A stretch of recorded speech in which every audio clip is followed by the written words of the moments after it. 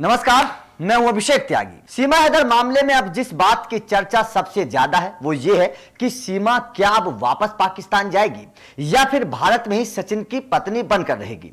इस सवाल को जानने की इच्छा न केवल भारत के लोगों के अंदर है बल्कि पाकिस्तान से भी सीमा को वापस भेजने के लिए उसका पति लगातार गुहार लगा रहा है। लेकिन सीमा जब से शक के दायरे में आई है तब से उसकी मुश्किलें बढ़ती जा रही हैं। एटीएस सीमा की कुंडली को खंगालने की कोशिश कर रही है। सीमा से तमाम सवाल पूछे जा रहे हैं। कुछ सवालों के जवाब तो सीमा ने नजर से नजर मिलाकर दिए, लेकिन कुछ सवालों पर सीमा फंस गई। बस सीमा की इसी चुप्पी ने उसकी मुश्किलें बढ़ा दी हैं। शक जताया जा रहा है कि पाकिस्तान के सिंध प्रांत की रहने वाली सीमा आईएसआई एजेंट हो सकती है। कुछ एक्सपर्ट स्लीपर सेल की भी बातें कर रहे हैं। अब खबर है कि सीमा को वापस पाकिस्तान भेजा जा सकता है, लेकिन सवाल उठता है कि सीमा को पाकिस्तान कौन भेजेगा? किसके हाथ में सीमा को वापस भेजने की पावर है?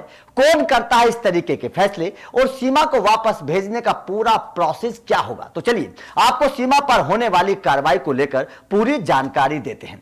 लखनऊ में डीजीपी मुख्यालय की सीनियर पुलिस अधिकारियों ने बताया है कि केंद्रीय एजेंसियों को सीमा के डिपोर्ट को लेकर फैसला लेना है।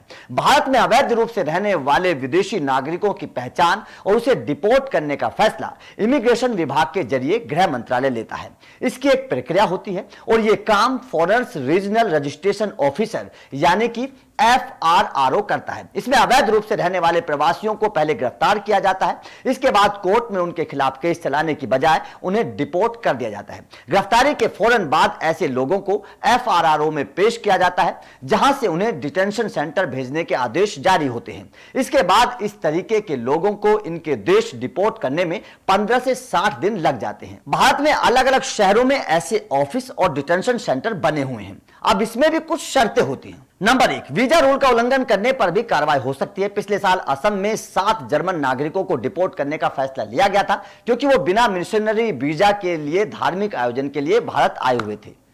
नंबर 2, गंभीर अपराध करने वाले, देश में अवैध रूप से घुसे विदेशी, वीजा अवधि से ज्यादा रह रहे विदेशी या फिर वीजा की शर्तों का उल्लंघन करने या फिर देश में रहने का कानूनी हक खोने वाले शख्स को देश से निर्वासित किया जा सकता है, मतलब उन्हें डिपोर्ट किया जा सकता है।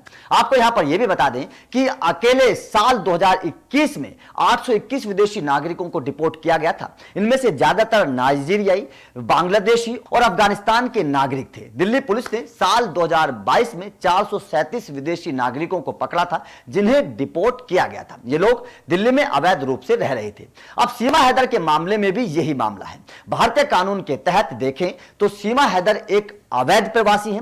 अवैध प्रवासी वो होता है जो बिना वैध यात्रा दस्तावेज जैसे कि पासपोर्ट और वीजा के देश में रह रहा हो। इस तरीके के लोगों को भारतीय नागरिकता नहीं मिल सकती।